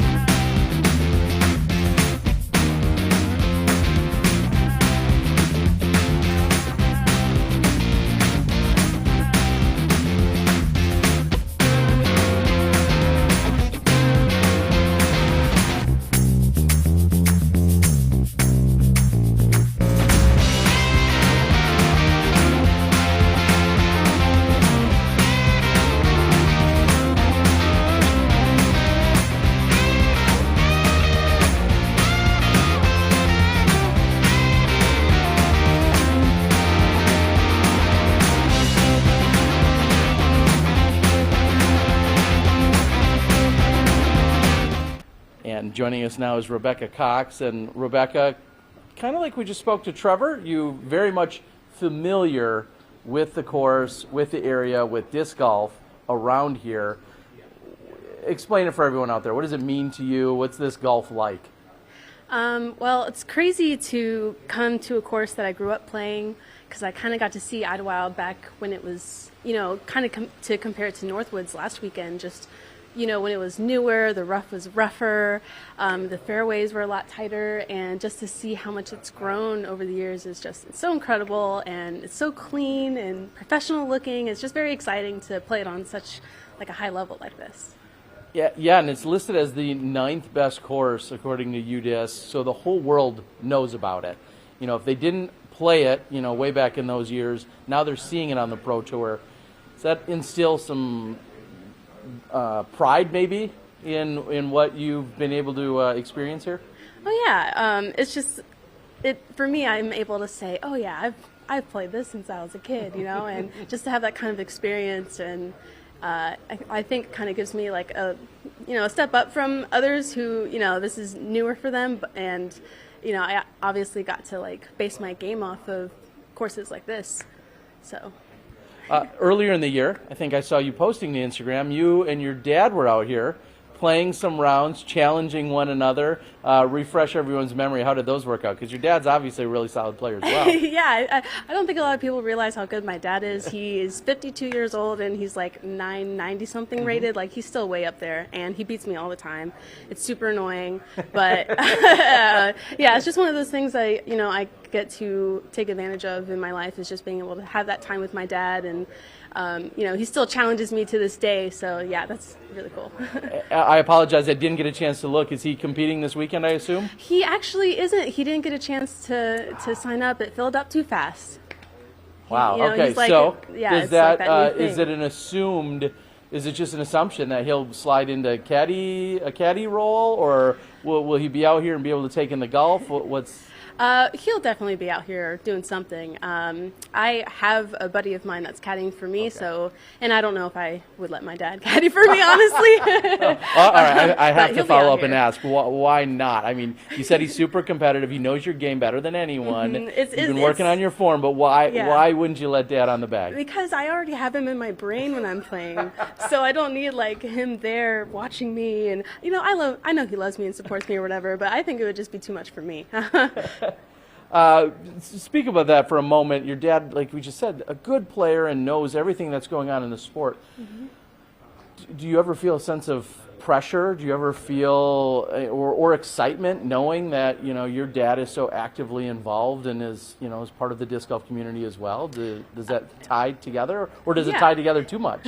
Well, when I first started touring, I think it was just a lot more pressure for me because I want to go out there and make everyone proud and all this, and he's on UDisc watching every hole. I'd get text messages from him after tapping in on 18 like, "Oh, nice round, kid." "Oh, thanks, I knew you were watching." But now, yeah, it's really exciting because I just get to blab to him after my rounds about whatever, or he'll be like, "Why'd you take a 6 on hole 5 or whatever?" And I'd be like, "Oh, well, this happened." So yeah, it's just cool to be able to air it out after the round with someone like that. You went through a little bit of a dry patch a few weeks ago where you weren't finding yourself in the cash line, but the last 2 weeks you've found yourself in 8th and 13th, picking up some sizable checks. Are you comfortable? Is your game, feeling like it's all clicking right now? Yeah. I spent last year working on my new run-up, and then I came here this year with a new run-up, but my mental game was not where it needed to be. So the past couple weeks I've just really been working on that, and it's been starting to come together for me. So I'm feeling more confident out there, especially now that we're getting the courses that I grew up on. So yeah. So for maybe someone that's out there struggling, male or woman, doesn't matter, someone struggling with a component or an aspect of their game, what piece of advice could you give them, with the things that you've recently gone through? I would just say to just stay positive, even though it feels awful, because I'm super competitive. So coming out here and not cashing, especially after so many years touring, it feels crappy. It's awful. But just stay optimistic. If this is something that you really want to do, then you got to spend that time working on it. And mental game is just part of one of the slumps that a lot of people they struggle with, and it's just something that I've been working on, and just stick with it. What would you say would make for a successful weekend out here? You're obviously, trying to take down the win. Is it a win or bust, or is there anything else with where you're at that you would consider and take away as a success from this weekend? What is that? For me, honestly, I think just going out there and putting together some rounds that I can feel good about would be good enough for me. Because the past couple of weekends, it's like the first time I felt good on the course in a while. And I just want to feel good when I'm out there. So that's the main thing. All right, and my last one would be, you talked about you have a caddy lined up that's not your dad, but still kind of in your hometown or in that area. You got fans, you have friends, people coming. They're going to take it in person, buy tickets. I mean, how crazy is that there's people paying money to come watch you throw a disc around? Oh my gosh, yeah. Obviously the Nati here, they have always supported me too. So it's I just feel like I'm at home, with Adam Jones, Jason Curl. The Nati has sponsored me since I was 12. And, obviously I have a lot of friends and family around, and to be able to say, hey, you have to purchase a ticket to watch me play nowadays, it's like, wow, that's crazy. You could just walk up on the course a few years ago, but yeah, it's really exciting. All these years, and you're certainly big time. So we love it. We wish you the best of luck. Hopefully all those feels and vibes come throughout the weekend, and looking forward to seeing you perform this weekend. Best of luck. Thank you.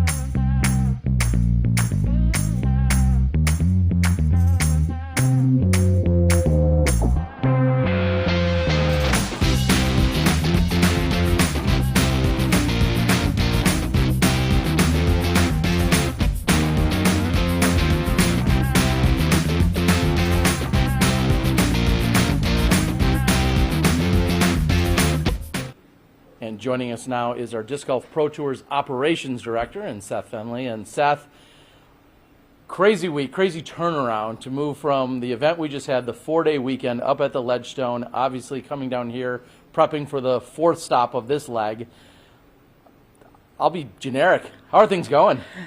You know, going as best as they can. For people that don't know at home and generally you don't see the behind-the-scenes stuff, I've actually been out in front of all of our events setting up some of the course assets. And so this event being the last stretch, I made a quick drive down the Wednesday before Ledgestone. We knocked out some course assets and then we drove right back to Ledgestone to be there for that event. But the event team here is extremely helpful in getting everything put together and making sure everything's in place for the event. So we've been very grateful for that because it's been like a breath of fresh air coming off the last 4, coming into the last 4 here. So what I think I'm hearing you say is you ducked out of that weather on Sunday back at Ledgestone because, of course, you're doing other work. But in all seriousness, there's a lot of conversation about the weather, how things are played, what's a protocol maybe moving forward, because weather, even this weekend, may again be an issue like we saw in Des Moines and a few other events. Is the Pro Tour have a protocol that's going to be in place for the rest of this year, or is there going to be a fresh start to next year's addressing it? Yeah, so we follow the PDGA severe weather guidelines. We also have some steps that we take in place in regards to monitoring the weather that maybe aren't necessarily dictated by the PDGA, but we feel like are extra measures, right? We're making sure that we're looking at the weather schedule days in advance. We actually put out a safety guide for the event that includes all of the upcoming weather, all of the other known potential issues that could exist on the course, whether it be loose footing on certain holes or areas of the course that are still wet from previous weather. So we're doing our best to stay on, or not doing our best, we are staying on top of things, and then we are looking to work with the PDGA next year to actually develop some tour-specific guidelines in regards to not just weather, but some other aspects of the tour as well. Yeah, and it feels like just as we get done with one event, we move on to the next, and unfortunately we hit reset, and we may have similar problems. Now, this weekend here at Idlewild, talking about weather possibly on the first day, being tomorrow, on Friday, what's kind of the game plan right now as we're less than 24 hours out? Yeah, so we're monitoring it. I mean, Seth Muncie, our safety director, has been looking at the weather literally hourly just to see where we're going to go. Obviously, part of the PDGA weather guidelines say, you hear or see lightning and thunder, you wait 30 minutes to restart. And so we're obviously going to be keeping an eye on that. And if there is any severe weather, we'll be calling people off the course and waiting the 30 minutes to see how it goes. That being said, if it's a substantial enough storm or a storm that's not moving very much, we may look at it and gauge based off of what meteorologists are telling us as to when a restart might happen, instead of just sitting there and waiting 30 minutes at a time. Well, sometimes during a delay or backup, people will tune into Disc Golf Network and check out other action, and some of that's now slated is the United States Disc Golf Championships, along with the Throw Pink Championships, announced just in the last day or two. What is that partnership, that collaboration, what does that look like for the final major of the year? Yeah, so in the past, the USDGC has had their own production crew and their own platform for the USDGC live broadcast. And last year, with the success of the Disc Golf Network, we really felt like it would be a win for our subscribers and really a win for disc golfers in general to be able to see the USDGC in its entirety on the Disc Golf Network. And so we started talking with the USDGC as to what that would look like. And as it came together, they really feel like the pay-per-view model is a model that is sustainable for their event. And so we worked up a deal to where we could get it onto the Disc Golf Network, but in doing so, keep that pay-per-view model for them and at the same time get a discount for our Disc Golf Network subscribers. Yeah, and I believe we're seeing a 20% discount for any Disc Golf Network subscriber. Fair or not, whether everyone understands all the intricacies, that was probably reached with a little bit of pushback. Was that expected, and what are some of the ways that you address any of that pushback? Yeah, we understand that the pay-per-view model, or actually I should start even further back, we understand that the Disc Golf Network has become the home of live disc golf. And so it is a little bit outside of the norm to hear like, hey, why isn't this included in my package? And we've heard that about other events this season. The reality is that the USDGC, even before the season started, was not on our slate. It wasn't an event that we had the production rights to. And so we entered into a discussion with the USDGC to obtain those production rights. And so there is, a fee that we're paying to be able to broadcast the USDGC on the Disc Golf Network. But part of that was coming to an agreement for the USDGC to also generate revenue off of the media. And so that's where the pay-per-view model comes from. Well, and as you just said, some events are new or get added to the schedule, and that will pivot right over to the Match Play Championships that we're going to see sometime next month in the middle of September. This event this weekend is, of course, crucial to that. Explain to everybody why, and then what are they all kind of looking forward to next month? Yeah, so the Match Play Championship was an idea that's been ruminating behind the scenes at the Disc Golf Pro Tour for a while, and we ultimately had a very nice title sponsor come on board in Discmania that wanted to really showcase the top professionals in the sport in a different format. And so that's where the Match Play Championship came together. It was an idea that we had and a partnership opportunity with Discmania to really get the top level of the sport out there. And so the top 16 men and the top 18 women in tour standings after Idlewild will be invited to the Match Play Championship, which is happening at the Steel Club in Pennsylvania right after the Green Mountain Championship. Okay, and just to help with the clarification, top 16 men and top 8 women will be there. And so as of Sunday night, this weekend, that's going to be determined. We'll be able to look at the points. They'll get tabulated, and then at that point, those 24 individuals will be invited to the event. And I think I was looking ahead. That's going to be played out through a series of 4 days before our champion is crowned, or champions? Correct, yeah. So there will be multiple rounds that the men and women will play through to get down to those final matches. And a birdie or a little rumor flying around, $100,000 payout by Discmania on that, or no? I'm not 100% sure on. Okay, I just made that up. So I just wanted to ask Discmania to jump on board. So is there anything else within the Disc Golf Pro Tour that is, that people aren't thinking about that they may not know about right now? This is kind of just an open floor of, hey, here's something to come that you guys aren't yet aware of. Well, speaking of a little birdie, I'll let it drop here first. We do have some exclusive Discmania discs that will be coming out as a part of the support for the Match Play event. So be looking for those to be hitting our store in September, and there's going to be a disc that you don't want to miss. All right. Well, we saw by the social media post on Instagram earlier today what Eagle McMahon, of course, of Discmania did on hole 2 last year, throwing in that eagle. I'm sure, he'll have a thing or two to say about some of the plastic and how it flies out there.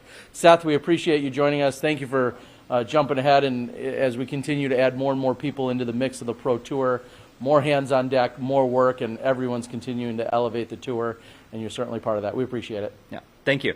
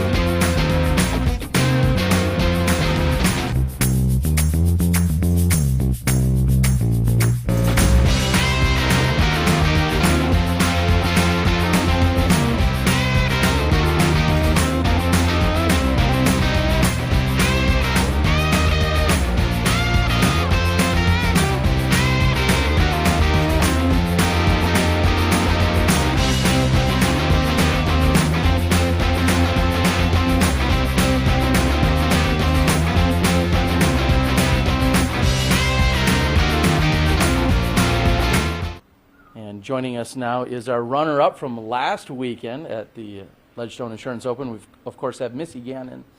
Missy, you averaged 977 golf. That's 23 points above your average last week over 4 rounds. How did that feel, even though you didn't take down the victory? Yeah, I mean, to me, I played well. Obviously, still made some mistakes, and but with Northwood Black being as tough as it is, I'm just happy that I didn't lose too many strokes. But it's hard when you're going shot for shot with Paige, and she already has a lead like that. So yeah, I still feel accomplished, and again, always happy for her and happy to take second place. Yeah, and as you were just saying, you're good friends with Paige. I think she's been arguably your number 1 or number 2 supporter through your entire career. Right. But then you see her have a weekend like that where she's 11 ahead of you and then even more ahead of the rest of the field.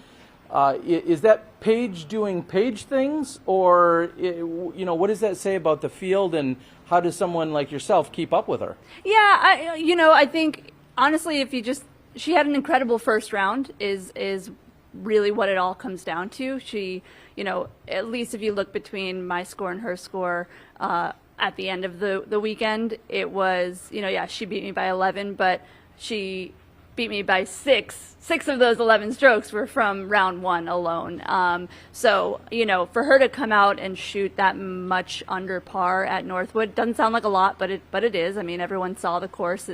It can really eat you up. So yeah, she just started really hot, and it's just hard to catch her when she already has a lead like that. So other than that, we only were a couple strokes apart every other round. So yeah, I don't know. Again, I just stay in my own little bubble, and I'm trying to shoot as best as I can. And if it's enough to take down the win, great. If not, at least I didn't give up too many strokes, and I felt like I accomplished something out there.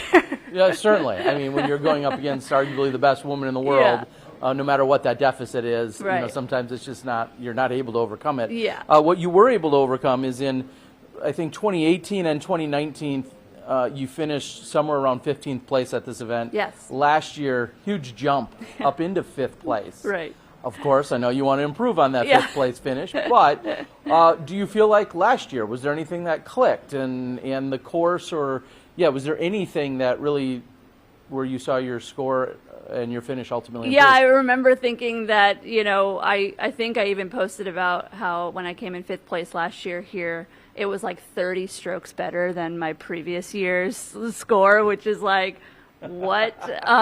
But I think it just all comes down to confidence, and you can't be tentative on courses like this. You have to just throw your shot and just be super confident. And you can be a little conservative, but you just can't be scared of a course like this. So I'm obviously hoping to improve on that. I feel really good after my practice rounds. So I'm feeling super confident, and as always, I gotta make my putts. So as you just said, you're feeling really good with the practice. A relatively short drive, Peoria to here. You're looking, right around 4 hours or so. Were you able to get dialed in right away? What was your practice routine and schedule like this week? Yeah, after a 4-round weekend too. Sure. Yeah, I'm just really excited to be back here. And so when we got here, I think we traveled on Monday. We kind of just settled in. I think we got here on Monday, and then I just early morning on Tuesday and got right to it. And this is sort of like my anniversary event because it's the first event I played when I first came on tour in 2018. So it's always fun to come back and try to, reminisce about how hard it was and how much I questioned what I was doing out here. But, now I know that I belong. And so, we just got right to practice and set up our little camp, and this is one of the courses that I love to just keep going back out there and playing, and I'm trying to settle down a little bit so that I don't overdo it, but it's just a really fun course, and it's challenging, and it's fun to watch the discs fly out here. So not only was last weekend 4 rounds, but also we had the schedule of going in the morning. Now we're back to what is a little bit more traditional Disc Golf Pro Tour schedule in that you're teeing off after the men in the afternoons. Right. We're looking at the potential for weather, rain, those types of things. Right. How are you mentally and physically gearing up for that? Yeah, we had a little bit of rain earlier in the week to kind of remember what it's like to be practicing in some wet conditions. And yeah, I just have to be prepared, with all of the gear that I need, towels and, good footwear and umbrellas and all of that. I luckily have a caddy, obviously, Tom, who helps me figure all that stuff out and not have to think too much about it. So, we just got to roll with it and see what happens. We can't predict the weather. I mean, we have to just watch it. Yeah, we can watch the weather as we, get delayed. But, it happens. And it'll suck, but it happens. So earlier in the year at Des Moines, you pick up the big win there. We saw that event was shortened ultimately on the FPO side. Last weekend, MPO side, the tournament is shortened. We have this unique situation. Do you feel like right now, knowing that weather is in the forecast, some nasty weather's in the forecast, does that put more pressure on the shots you are going to play that you're going to get in? Yeah, I mean, I think it's just now that you should always play every round as if it's going to be the last round because, in my opinion, because you just never know. Maybe it will be. I think you're going to yield the best results if you just are pushing, So I think now that so many times already we've been, delayed or canceled or whatever, maybe more people are, a little bit more ready to just try to come out hot. And, you're always going to be in a good position regardless coming out hot. So you might as well just do it from the start. I don't know about pressure or, it depends who you are. But for me, I'm always trying to throw the best shot no matter what round it is. So, I just have to be confident and throw with confidence. I believe it was 2018 is when the world was introduced to Heather Young. This was kind of her event. 2019. You were 2018. Yeah. She was 2019. What is it? Maybe tell some aspiring FPO touring player, should they first of all make their big splash and debut here, but what is it about this event and the environment that brings you all of those special memories about being your first one out on tour? I don't know. And it's so funny because I feel like I've met like 3 or 4 other women who have said the same thing, that they started here at Idlewild. I don't know. I have no idea. I wouldn't recommend it. Not because it's not a good event, because it's an awesome event, but just because, it's a tough course. You have to have distance and control. It kind of tests all the hard parts of the game. So, do what you want. It's great to be here. It's an awesome course, and just know to maybe keep your expectations a little low and just try to have fun and throw good shots. And if you don't, it's fine. But it's a great event. I really love it here, and I'm just happy to be back. Well, you got to come in optimistic, and you may leave with a little bit of humility out here, as you're saying. Thank you for joining us. Best of luck. We'd love to see you improve on that 5th place finish from last year. Thank you, Missy Gannon. Thank you so much.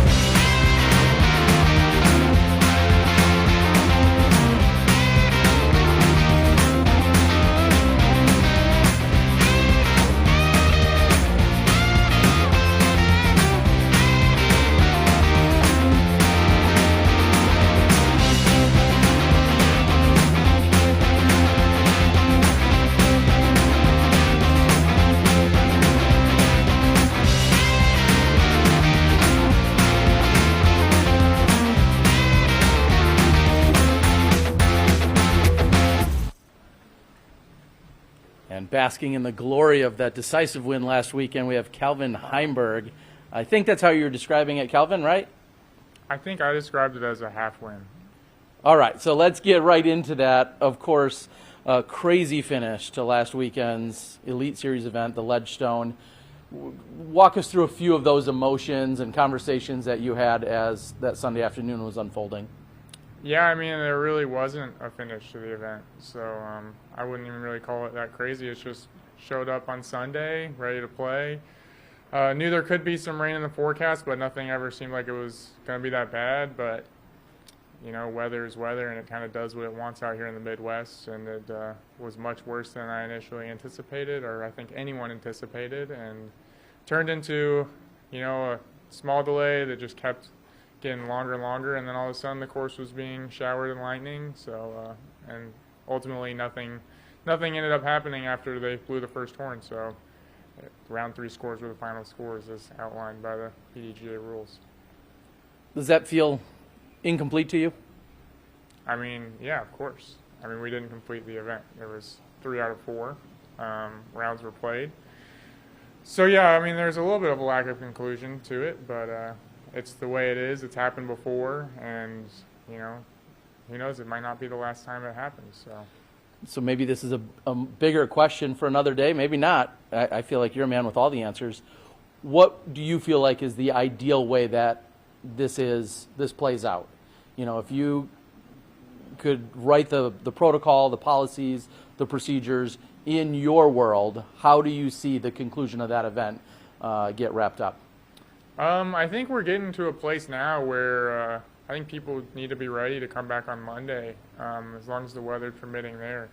Especially, I mean, like, it doesn't really matter at your local whatever ABC tier, but when we're talking about Elite Series or major events, I think there needs to be a conclusion, you know. I think just like the lack of a real ending is kind of lackluster for not only the players, but for the fans as well. It just lose a lot from the tournament. So ideally, you know, in the future, we have to come back on Monday, and that's just something as players we have to be ready to do. And if you're not, well, you DNF, and that's just the way it is. But it's really, realistically, it's not something that happens to us very often, so I don't think it would be that big of a deal. And yeah, I think that should be what we do in the future. Did you have any conversations that afternoon with Jeff Spring from the Pro Tour, or Seth Muncy, and or the tournament director Nate Heinold? Were you directly involved with any conversations? Not so much that afternoon. I mean, I was just hanging out in the park along with everyone else at first, and eventually everyone was pretty much told they needed to leave as the storm was intensifying, getting closer to the park. But I don't know, I was having bad self-service, so I did take a stop by Tournament Central, and eventually I was just told just to go home, and that I'd be notified by Jeff himself of what was going on. So I didn't really talk to him much that afternoon, but later that evening I did talk to him a little bit once they had, you know, concluded that, you know, round 3 was the final round and that there would be no more play. And most of that was just, you know, kind of explaining what was going on and how they were moving forward. So, knowing that we might have nasty weather rolling in for round 1 tomorrow on our opening round, what are you doing to mentally or physically prepare yourself for this weekend? I'm preparing the same regardless of the weather. As we said before, you really can't predict it. Like last week, it was kind of a freak storm that like wasn't really expected to be as bad as it was. So I'm just out here. I got ready for the course. I feel pretty good about my game plan on the course, and whatever the weather is, and we'll deal with that, you know, when it gets closer to my tee time. So speaking of your game plan, just before we went live, you said you feel like you haven't performed well here. In fact, you almost fell off your chair when we realized that you finished 4th. I think you said that you must have gotten really lucky. Yeah. What is it about this course and or your game? Where's the misfire? Where's it not aligning? I'm not sure. I feel pretty good about the course. I don't think I've ever performed bad here. Like, I think my worst finish might literally be like 11th place last year. So I've never performed poorly. It's just I've never performed great. And I think a lot of that's just, you know, things can get a little tricky in the woods, and if you're not exactly on, you know, there's a lot of scrambling to be done. So there are a handful of forehand tee shots that I don't know. It's not my strength, but if I'm hitting those, I feel super confident about the course. If I'm not, it's going to be a little tougher to score at an elite level. How are you feeling physically? Any injuries, anything nagging, or new or recent? How are you feeling overall physically? I feel pretty good physically. No injuries to speak of. Just trying to stay hydrated. It's been hot out here. Actually, more just hot and humid. Not like ridiculous as far as heat goes, but you sweat a lot when you're out here. So it's just keeping yourself hydrated and not overdoing the practice so that you have the energy going into the tournament rounds. Yeah, I feel like you're conserving all your energy right now, and I like that. That's part of the game plan. Yeah. Yeah, That's I almost good. didn't show up. It's worked for Ricky. He said he's missed his last two pressers, and he went on to win both of those events. Is that a game plan you might try and adopt? No, because I've definitely missed a couple of these, and I didn't win those events. So you're doing it wrong. Yeah, I'm doing it wrong. Save that energy. We got more for you. Hey, Calvin, Anthony Maikos, Ultiworld. You mentioned in your press conference ahead of Ledgestone that you're feeling very comfortable with your fairways. Mhm. With such a technical course, is that going to be your go-to, something that you can fall back on ahead of the weekend? I don't think I really touched the fairways quite as much out here on this course. There's a good mix of stuff, but fairways aren't really what this course is drawn up for. There's a lot of drivers, whether it be forehand and backhand for me, and then some mid. So not relying too heavily on the fairways. And honestly, yeah, I hope I don't touch them too much, because if I am, I'm probably scrambling from places I never anticipated to land. And we harped on your finishes earlier on the past couple of years. What are your expectations coming in? Is this a course that year in and year out you always come in thinking that, you know, I can win, or have those past finishes kind of put something in your head? Yeah, I think you always have to come out here and think that you can win. I mean, that's what we're all out here trying to do. So, yeah, I think I can definitely win this event. I'm capable of throwing every shot this course demands. So I definitely think it's possible I could win. It's just putting it all together and executing. And then last question here, for your kind of game plan coming in, we know there's some tight gaps and a lot of landing zones, and there's a lot of OB here. Are you going to be going aggressive, or are we just going to have to wait and see? Yeah, you're going to be going aggressive anytime you're trying to win on tour. There's really, at this point, no way to play conservative and realistically challenge for the victory. There's just too many players that can execute shots at a high level, and they're all going aggressive. So someone's going to be firing on all cylinders every week. So playing conservative really isn't an option if you're trying to win. All right, Calvin, well, I'll throw it back to you one more time. Is there anything you'd like to address or share with the disc golf world and disc golf community at large out there? Oh, yeah, I got, maybe I don't. Joel Freeman found this little polished agate rock at Northwood Gold, I think on hole 3. I thought it was in my pocket, but it's not. It's like a tan. If it's yours, don't contact me. Just contact Zach Melton or Madison Walker on Instagram, and I'll try to figure out a way to get it back to you. All right. Don't be afraid of the rocks that he's got. All right, that's Calvin Heimburg, and that will conclude our 2021 press conference here at the Idlewild Open. We wish you the best of luck, Calvin. Hoping you can improve on that best fourth place finish that we saw in the past. Yeah. You've got the energy. We've got the aura. We're all ready for it. We'll see you then. See you then.